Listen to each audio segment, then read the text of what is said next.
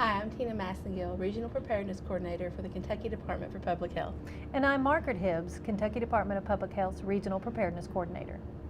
Well, today we're going to be talking to you about the preparedness branch.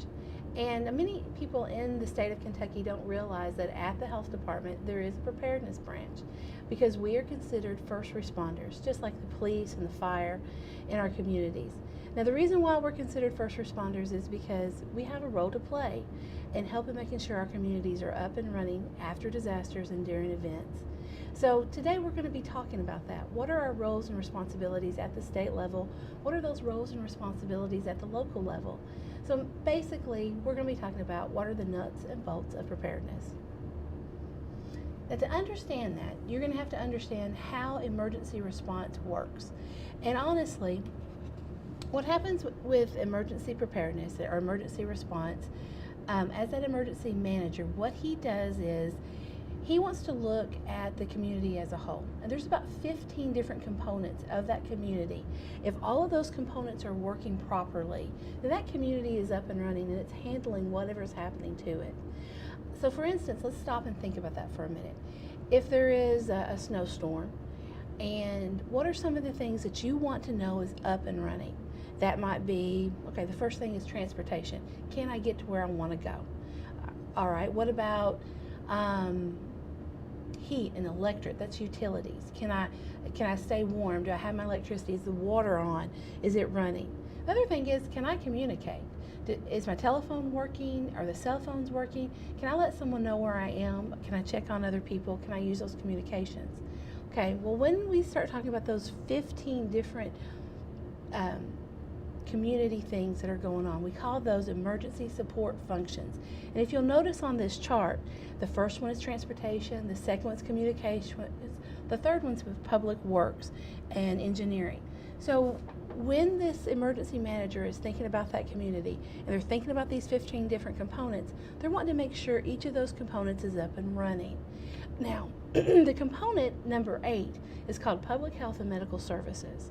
Now, when we start thinking about that, we're not just talking about, is the health department up and running? Can we open our doors? When we start thinking about our whole community, the public health and medical services, that is the hospital up? Are they staffed? Can they accept patients? Is our mental health facilities up and running? Can EMS move around and get the people that they need to get them to medical attention? So when you think about that kind of realm of community and that kind of emergency management, and you think about public health and medical services, that's called ESF 8. And when at the state level, the Kentucky Department for Public Health is the ESF 8 coordinator for the entire state. And a lot of our local health departments on that local level are also considered the ESF 8 coordinator. And when you think about that and you realize that, it starts to open up a little bit more of the reason why we are first responders is because we can help make sure those systems, that medical system in our community is up and running in an event or during a disaster. So we're going to talk a little bit more about that. Now, Tina, how would someone find out if their local health department is their ESF 8 coordinator? It's a good question. Your planner and your director of local health departments are going to know that, and they're going to have been working with that emergency manager and gotten in there and become a part of that planning group. And each community actually has a EOC, which is Emergency Operations Center, and they have this large book basically, which is all their plans. And in there they actually have what's called the ESF 8 plan, and it lists who is the coordinator there for their community. A lot of times it's going to be a health department. It might be a person from the hospital, it might even be a person from EMS, but someone or maybe multiple partners are going to be sitting at that table helping make sure that that health system is working and running at all times to keep the people safe. Good job, thank you. I think another thing we're going to look at that I want to make sure you guys know, because a lot of times all of you are asked to do a lot of trainings for preparedness, and some of those will be ICS or NIMS or HC, and there's all kinds of acronyms, and then there's these big charts that we try to teach you and how things run. I want to assure you of one thing. Today, during Nuts and Bolts, we're not going to talk about those.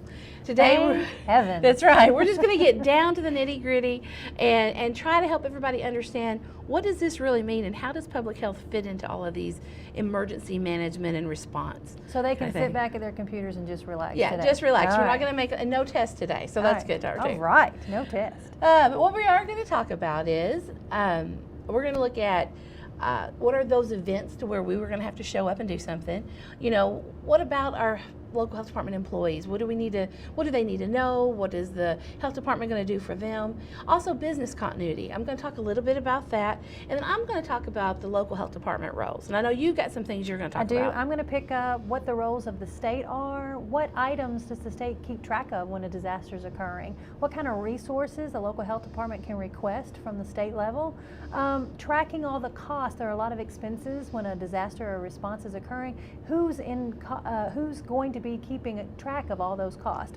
How to get back to normal after a disaster has hit your community? What you should know and who you should know up front to be able to keep your response going across smoothly, and then how do you put all this together and keep this going within your community? Okay, well, we're going to get started with what's the events. What can come up that we're going to have to be responders to as public health or as that ESF 8 coordinator? So when you think about that, I know the first thing that comes to mind are disasters. And of course, the ice storm. We're a few years away from that, but everybody thinks about the ice storm. Tornadoes. I don't know, there's something about Kentucky that we're having a lot more tornadoes. Flooding, especially in eastern Kentucky, I know they see a lot of that. So we think of those disaster events a lot of times and about how would public health have to respond in those. Well, we also have to think a little bit about those man-made events like an anthrax or a disease, and even planned events are things that we will have a role in, because when we stop and we think about it, ESF 8, that's our medical systems, have to be always up and running, and they can always be affected by any of these things. I know for ice storm, tornadoes, floods, we can easily see how that could happen. If our buildings are messed up, if a hospital is messed up or down or can't be used because of a tornado, we realize, okay, we're going to have to get out there and help them get back up so that people can be taken care of. Absolutely. But a lot of times we don't think about a rock slide that cuts off a road. Now, why would ESF 8 be affected?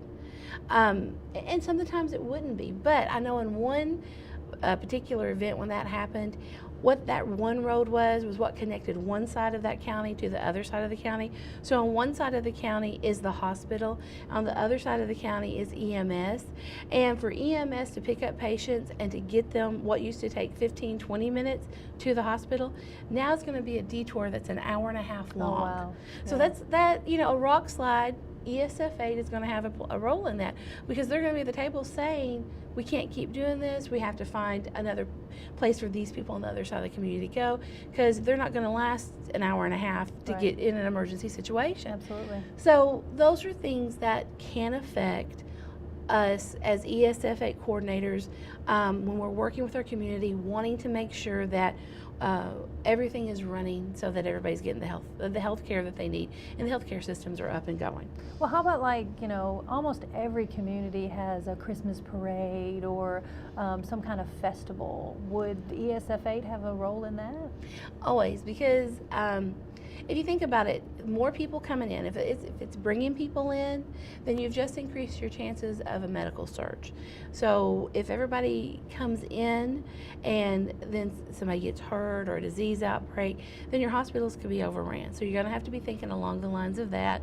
Also, just what about it being really hot? I mean, what is that blues festival you guys have? We have what's called the barbecue festival. Yes. Right. And lots of people come in for that. Right, and very hot this year, Yes, wasn't it? it was. So there's going to be health risk during that time too, and you're going to have to make sure that those people and things are thought about and taken care of ahead of time. And that's part of planning and being a first responder also when it comes to that healthcare system and making sure things are going to run right. Well, and I can't imagine how many people come in for NASCAR and the World Equestrian Games. Right. That could really tax the system if you're not pre-planning and preparing for those Right. things. And I know in those little bitty communities, like my community, we have Tater Day. and it sounds funny up here when I say that. And we also have the banana festival days. So we kind of have some little bitty festivals, but in those little communities, a lot of people come in, and on their healthcare system, if something happens, they're not going to be able to handle that. So we got to plan ahead and think ahead. And so our other hospitals are planning ahead and thinking, okay, y'all, we can get them over here to us to help if something were to happen. So yeah, there's a lot to be thinking about. Okay, so those are the events that could happen that we would need to respond to as ESFA partners. And then I think the other thing we need to be thinking about is, when you talk about the nuts and bolts of preparedness, is what about the employees? We need to be thinking ahead when it comes to our employees as local public health, as an employee. Now, first off, if you're responding, your safety and health, as a responder, as an employee of that health department or the state health department, your safety is our first concern. So a lot of times you're being asked to do safety trainings, or going ahead and making sure that you have equipment that's up and ready to go that you could be called out for. Also, when it comes to your families, we're going to need you in an event. I think that's the big thing. We need you, but we're not going to be able to use you if you're not going to be able to come in and help if you're not ready, if your family's not ready. So we want to encourage everyone also during this time to start thinking about that. If an event happened and we need you to come into work, do you have a family plan? And if you don't, we want to encourage you to go to ready.gov. I think that's it. Yes. They have a great place on there where you can go through, and it shows you how to do a family plan. It'll help you be prepared at home also for taking care of these events that might happen. Another thing that we're looking at is accountability. We need to know where you are to make sure, one, we want to know that you're okay, and also we might need to be able to call on you. So that's accountability there. As far as public health goes, when you come to us, like during the ice storm, I know that we had people coming in to work. Well, at lunchtime they couldn't run down to McDonald's because McDonald's was closed. So we were making sure that we also had food for them, and we were taking care of those kind of needs too. There's going to be a lot of stress during a response, and so a lot of the times when we're talking about preparedness, we're also talking about thinking ahead and knowing how to handle that kind of stress, knowing how to look out for one another, and a lot of times our trainings are going to be about that too.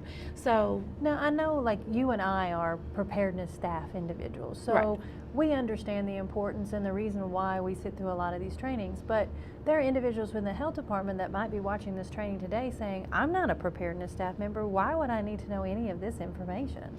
You know, that's absolutely right. A lot of times they're thinking, the director and the planner is going to take care of that.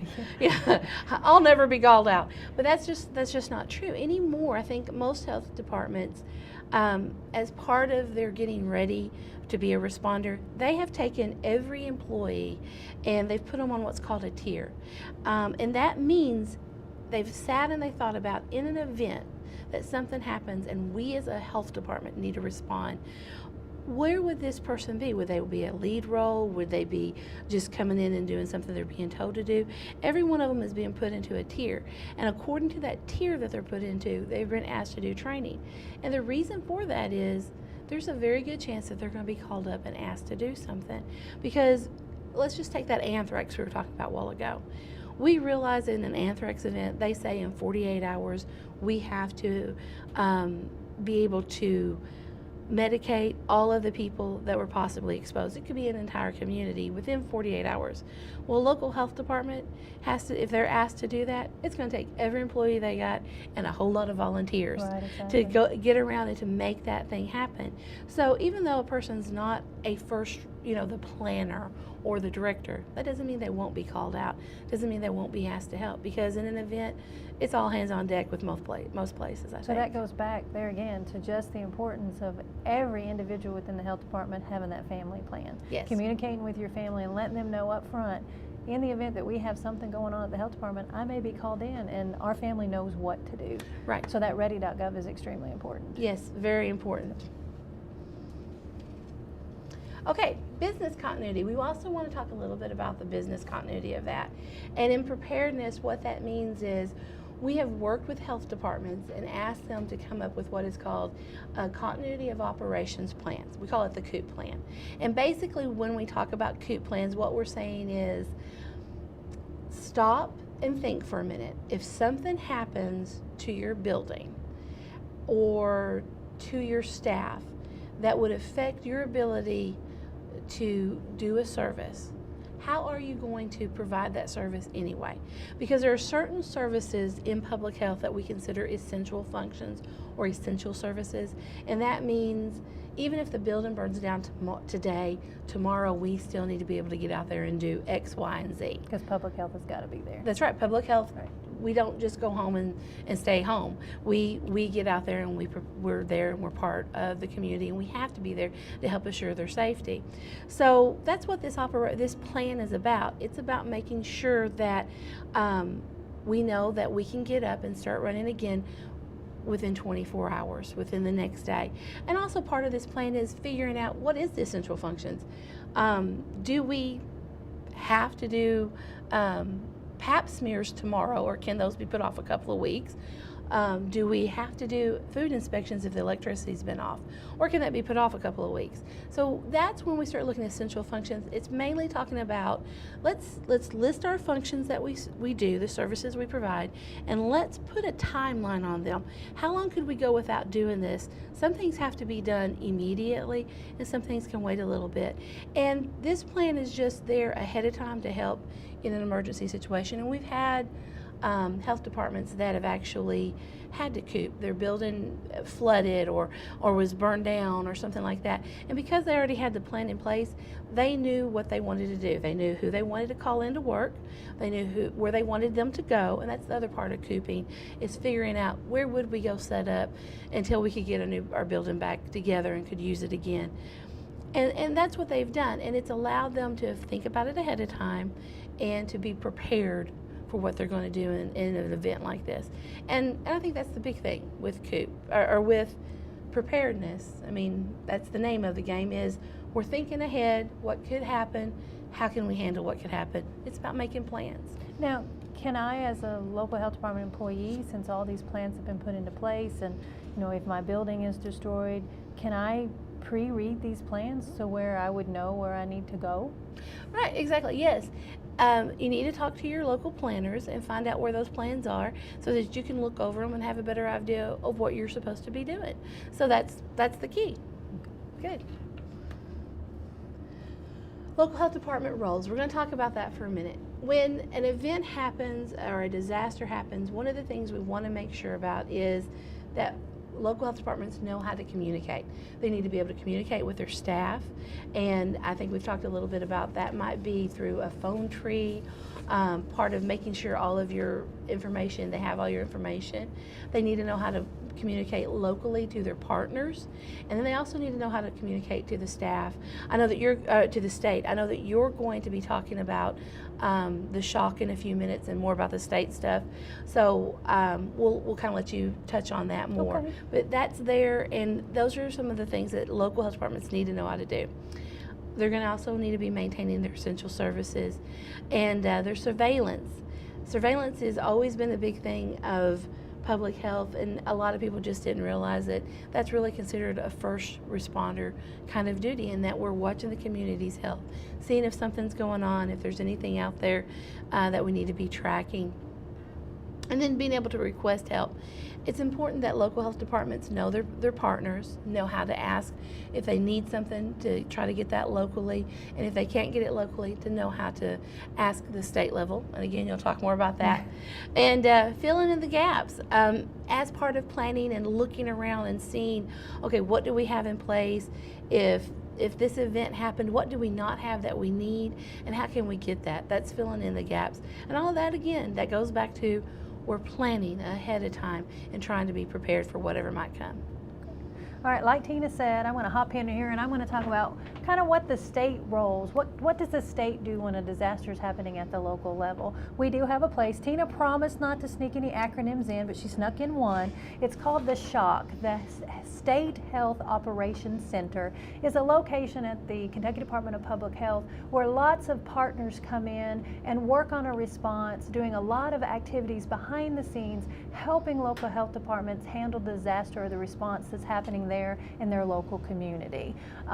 Communication is extremely important to provide communications to the state about what's going on in your local community. We have a lot of technical equipment that can be used to do that. We also have people in place to help provide that information and get those lines of communication open between the local health department and the state health department. Also, situational awareness. The state has actually created jobs. They're called the Regional Preparedness Coordinator. Like Tina and myself, there are 15 of us all together that are boots on the ground to help provide situational awareness immediately when a disaster happens in one of our communities within our regions. Also, coordinating the response. That's another reason that the Regional Preparedness Coordinators were put at the local level, so that we could help local health departments coordinate their response if we were requested to do so. Also, provide manpower. Disasters and responses can take long periods of time. It may be something short that a local health department can handle, such maybe as a flooding of their building, but it may be something like Tina talked about, like the tornadoes in West Liberty. That was something that went on for a long period of time, and manpower became in short. So we were able to send individuals in to assist that community. And then also resources. There are many, many things a local health department may need, but it's not something that's feasible for them to house 24/7 like mass casualty trailers. So the state has those types of trailers and resources that can be requested when a community is to need those. And then also press releases and guidance. The state health department can set up ITV, interactive television. They can also provide conference calls to give the most updated guidance in time of disaster or a response. Then also tracking. The state tracks a lot of different things. The state tracks their illnesses using the regional epidemiologist. They track the shelter and the surveillance that goes on in the shelters using their environmentalist. They use the hospital preparedness coordinators to look at their health care facility damagement. They also track staffing and if local health departments need additional manpower brought in. They also track resources if there is a request for any type of unmet need or material or equipment that local health departments would need in a disaster. And any kind of incident-specific items such as vaccines or the strategic national stockpile, the state can track those resources also. And then any unmet need that a community would have, those resources could try to be gathered locally, and if they can't be found locally, then they can be asked for the state to bring those resources in. If the state doesn't have them, then we can ask the federal government to possibly give us those resources. All right, it is very important that all local health department staff know how to get resources and what resources they have in their communities. It's important to know that you need to start with your local emergency management first to see what resources you have in your community. If your community then is without the resource, then you can begin asking the state for the resources to be brought into your community. It's important when you're asking for resources to be extremely specific in what you're needing. How long are you going to need it? What size is it? What are you trying to do with it? Any kind of details. We've been asked for a tank before. Why Tina would just be asking for a tank cause a problem or pose a difficulty for the state to be able to handle that? Well, when you're on this end and you're receiving that call and they're saying, give me a tank, you know, a lot of things are popping into your head, and a part of that is who's receiving the phone call. If I'm a firefighter sitting here helping receive phone calls, when you say a tank, I'm thinking a water tank that I can bring in. I could be an oil tanker. If it's my kid sitting here getting your phone call, which we'll hope that doesn't happen, they might be thinking the fish tank. You know, you need a fish tank for something? And also medically, I'm going to be thinking oxygen tank, you know. So there's a lot of different things that could mean when you say tank. Right, if you've got a nurse on one side of the phone and they're talking to someone up at the state and they're thinking tank, they may actually be thinking that oxygen tank. Right. If you've got an environmentalist on there, he might be thinking a potable water tank. So there are a lot of different ways, and so you want to be very specific. Also, some of this equipment has to be borrowed from partners, so it's important to know how long you're going to need the equipment and exactly what type of equipment that you need. So be very specific when you're asking. Now, the state does have a lot of resources. They have a lot of what's called PPE, personal protective equipment. They have a lot of equipment and resources that can be used for medical surge, and then they have a lot of communication equipment, MyTalk machines, satellite phones, a lot of things that can be brought in that here again is not feasible for a local health department to house all the time. It's not cost effective to do so. So those items can be borrowed and brought in from the state.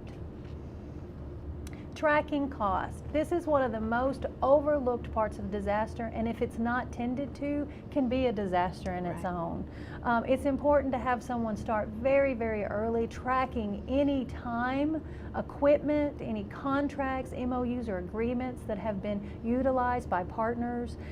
Someone needs to be assigned to this specific task, and it's really good if that person's been able to attend like the FEMA training on how to fill out those FEMA forms, because that can be a difficult task to do. So there again, that's another part of pre-planning and preparing for disasters within your local health departments. Every expense needs to be tracked. There may be a cost center that's different that you'll want to code to. There might be some kind of equipment that's new to you, so you'll want to make sure that all of that information is written down and where that equipment has been used and how long. And also, if you've used volunteers, tracking their hours and their times, individuals within your community that have come in to help you. You said something about cost centers. Now, if their cost center is supposed to be something different they're coding to, how do they know? How do they know what the cost center is? Well, oftentimes, just like the training here today, your supervisor may have told you before you take the training today that you'll want to code your time to this particular cost center. In times of disaster, oftentimes, so they can track what staff are spending their time on, they'll assign a cost center to a disaster or response. So your supervisor may be given that by their supervisor and trickle down that information, and you'll want to make sure that you're tracking that on your timesheets. So check with your local supervisor, your local health department about that. Getting back to normal, this is a no rest for the weary. There's a lot of work to be done when shelters have to be closed and equipment has to be returned. All the individuals that may have been displaced in a community have to be returned to their homes, or new homes have to be built. The health department, if it has to be rebuilt or put back together, a new structure may have to form. You may have to work out of a different location. Your job may not be what you had your normal job as before. It may be a new job. Lots of paperwork goes on for a long time. Those individuals that were tracking all those receipts and all those costs have to roll all that up. Reports have to be turned in. After action reports have to be done about the event. And then all of the people that were borrowed, the manpower, the stuff, the equipment, all of that has to be returned. And that all takes some time, and a lot of patience is needed by staff. And just listening and following your supervisor's instructions is extremely important. I see on there you've got shelters being closed. So what are the local health department's roles in sheltering? Well, different local health departments have different plans. So here again, just like Tina said with the continuity of operations plan, you'll want to check with your local health department planner. Many of the local health departments provide epidemiologists for disease surveillance within the shelters when they're open. Also, the environmentalists come in and do surveillance of food and food safety and sanitation. And then some of the health departments have nurses that do phone consultations, and some of them partner with local American Red Crosses to set up medical needs shelters. So here again, you would want to pull your local health department's policies and procedures and see how involved they are in your community sheltering plans. Okay, good. It's important also to know up front who you know in your community. Up front is very important. It's important to build those community partnerships and those roles before disaster in calm times like we are now. It's important for us to know who in our community we can call on for different types of resources. So it's good to constantly be working with those partners, and all of us in all of our job duties attend a lot of different meetings and get to know people. So those meetings are extremely important. Also, it's important to remember how to contact that SHOC, that acronym that Tina stuck in there, that State Health Operational Center. And then also people like Tina and I, your local RPCs, can provide a lot of information of what the state can help you, what resources we can help you get in times of disaster response.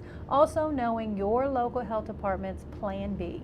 What does your local health department do during a power outage? What does your local health department do when the phones go out? What do they do during a tornado? Where is your safe room in your local health department? As an employee, it's very important for you to be proactive, to know the plans for your local health department has for you in times of disaster or response. Also, that tracking cost. Anytime you're asked to code to a particular cost center in times of disaster, please do so. So that is so very important for your local health department to get reimbursed after the disaster or response occurs. Also, knowing where you fit in your local health department's organizational chart. Like we said earlier, you may not be on a day-to-day basis a preparedness staff member, but you will be utilized. Your skills skills that you use on a day-to-day basis are very important and will be utilized in times of disaster to help your community respond. Also, what kind of resources, where are they? If you've been asked to perform a certain duty on a particular type of equipment, make sure you've been trained on how to do that type of equipment. And it's important for you to work with your preparedness staff. If you're ever unsure of how to use an equipment like a satellite radio that you've been asked to use, have that preparedness staff go back over that with you. They'll be more than happy to do that. Also, what resources do you have locally? What resources can you get regionally, and then what kind of resources can you get from the state? And there again, you can work with your local RPC on that, Regional Preparedness Coordinator, and then also your local preparedness planner too. Right, and just maybe knowing where the stuff is going to be your first step. I think you mentioned earlier, if you've seen a trailer out in your parking lot that has something about planning on it or preparedness, maybe find out what's in that trailer. It might be a big help in an event. Yeah, because sometimes people are like, I think I know what's in there, and then you open it up and I say, that's not what I thought was in there. So it's important to know. Here again, that proactive. The preparedness department wants to help you know what type of resources that you have available, and we want to work with you to make you feel safer in your local health department and in your community, and how you can help in times of response or disaster. We're not hiding anything. All right, putting it all together, this slide really is a great slide about what your preparedness team at your local health department is doing for you on a day-to-day basis. They're looking at plans for your community, plans for your local health department, scenarios, things that could happen to you.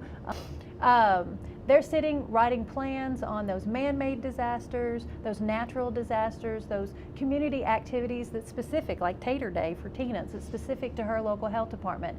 Then they're creating trainings for the local staff to go through so that they know what they're expected to do. And if there is any type of equipment, providing training on that equipment so you feel comfortable using that equipment. And then they'll put an exercise together where they bring all of the staff together and all of the community partners to practice and to play together and get to know each other in a very calm situation, and to test those policies and procedures that have been put into place to see if they actually work. And then after it's all over, they'll do an evaluation and see how you felt about it. See if there's changes, maybe something that they didn't think about, that you, because of your day-to-day job or the skill set that you have, notice that maybe we could do this in a different way, a better way, or a safer way. And then also they work within the community on networking with community partners, people that can bring supplies, resources, and equipments in times of response or disaster, and pre-identifying those individuals. They also work on gathering grants. And then during Disaster September Preparedness Month, they work on employee morale, providing lots of information like information off the ready.gov and how you can write a family disaster preparedness plan. In conclusion, the nuts and bolts of preparedness is about how public health helps in the community in times of response. And I want to thank you for the time you spent with us today, and I want to encourage everyone that if you have any more questions about your preparedness department or the plans that your local health department's involved in, please talk to your preparedness planners at your local health department. And you can always talk to the regional preparedness coordinators if you're interested in what the state has to offer and the things that we can do for you from the state level. Tina and I want you to know that it doesn't matter if you're the janitorial staff, clerical staff, a nurse, a preparedness staff member, or a director of a local health department. It's extremely important for you to be proactive in disaster planning with you and your family. We want you to visit ready.gov and get all of the information to make a plan for you and your family so that you can respond for your community in a time of disaster. Thank you for your time and have a great day.